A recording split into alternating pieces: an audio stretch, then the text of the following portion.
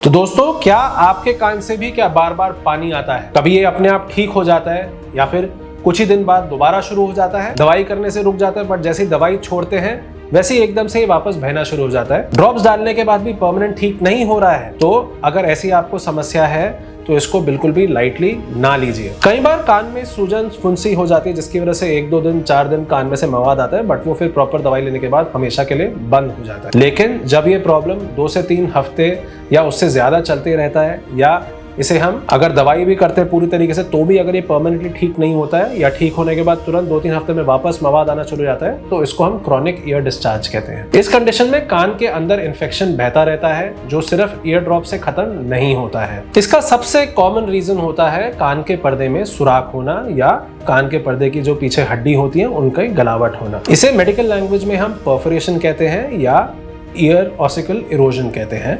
And जब भी ear drum में अगर छेद होता है तो पानी या बैक्टीरिया या गंदगी आसानी से अंदर चली जाती है और इन्फेक्शन बार बार एक्टिव हो जाता है। कई बार नज़ले का असर भी कान के अंदर का जो पर्दे का सुराख है उससे भी आपको इन्फेक्शन की वजह से कान के अंदर से मवाद आना शुरू हो सकता है। और कई बार जैसे हम यूस्टेशियन ट्यूब डिस्फंक्शंस होते हैं, अगर हम पहाड़ों पे ऊपर जाते हैं या फिर कहीं हम डीप सी डाइविंग करते हैं, स्विमिंग करते हैं, तो ऐसा कभी भी कुछ करते हुए अगर ऐसा गंदा पानी कान के अंदर चले जाए तो भी ये सारे इन्फेक्शंस आपको बार बार झेलने पड़ सकते हैं। सबसे बड़ी गलती जो लोग करते हैं अक्सर कि बिना डॉक्टर की सलाह के बार बार ईयर ड्रॉप्स यूज करते रहते हैं। कोई भी ईयर ड्रॉप्स मेडिकल स्टोर से खरीद लेंगे और डालना शुरू कर देंगे।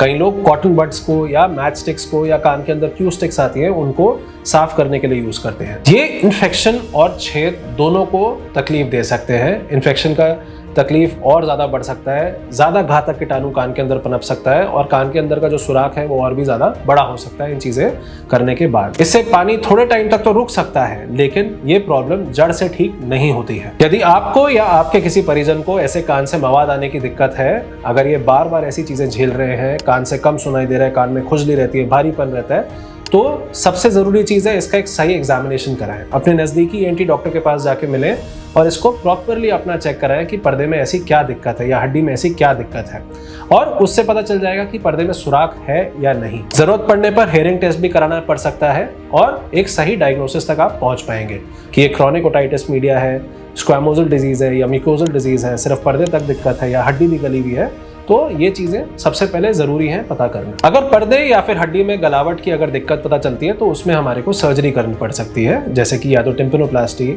या फिर मॉडिफाइड रेडिकल मैस्टेक्टमी करनी पड़ सकती है।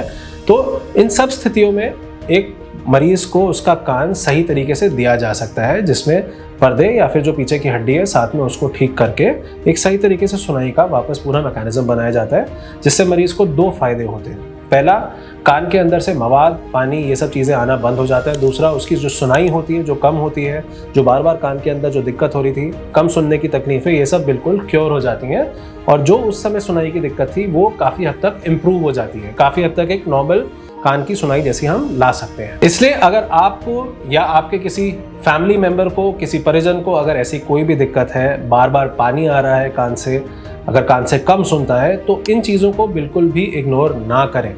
कई डॉक्टर्स होते हैं, कई सारे लोग होते हैं जो ऐसा सोचते हैं कि कान के अंदर हम एक रुई लगा के रख लें, बस कान को हवा से बचा के रखें तो ये ठीक रहेगा। तो ये कोई परमानेंट सोल्यूशन नहीं है।